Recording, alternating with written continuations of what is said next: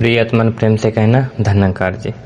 मैं सदगुरु माता का अनुयायी तो नहीं हूँ, प्रेमी हूँ, वैसे ही जैसे क्राइस्ट का, कृष्ण का, महावीर का, बुद्ध का या लाओत्से का। और मेरी दृष्टि में अनुयायी कभी भी नहीं समझ पाता है।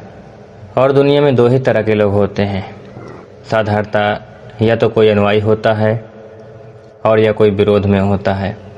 न अनुयायी समझ पाता है न विरोधी समझ पाता है। एक और रास्ता भी है, प्रेम, जिसके अतिरिक्त हम और किसी रास्ते से कभी किसी को समझ नहीं पाते हैं।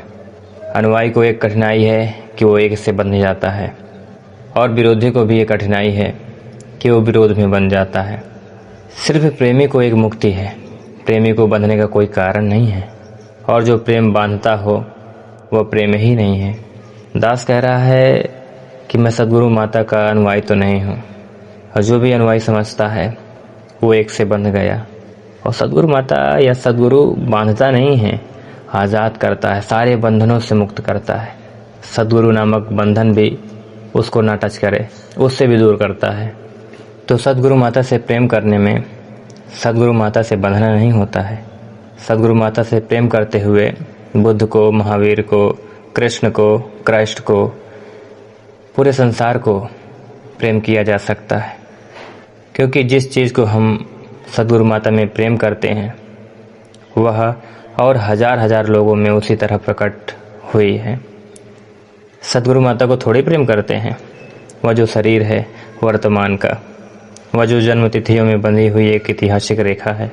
एक दिन पैदा होना है और एक दिन मर जाना है, इसे तो प्रेम नहीं करते हैं। प्रेम करते हैं उस ज्योति को जो इस मिट्टी के दिए में प्रकट हुई है।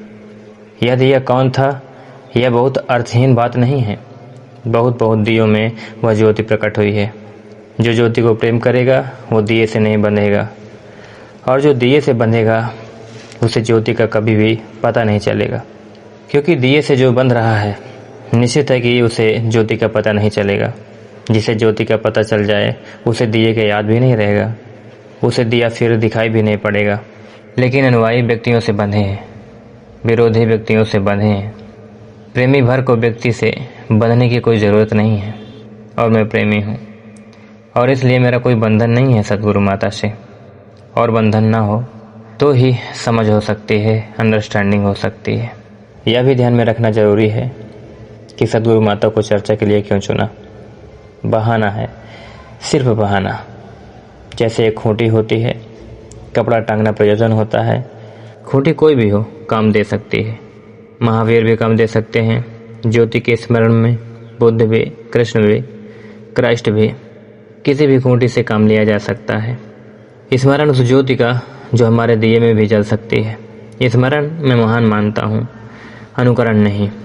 और स्मरण भी सदगुरु माता का जब हम करते हैं तो भी सदगुरु माता का स्मरण नहीं है, वह स्मरण है उस तत्व का जो सदगुरु माता में प्रकट हुआ है। और उस तत्व का स्मरण आ जाए तो तत्काल स्मरण आत्मस्मरण बन जाता है, और वही सार्थक है जो आत्मस्मरण की तरफ ले जाए।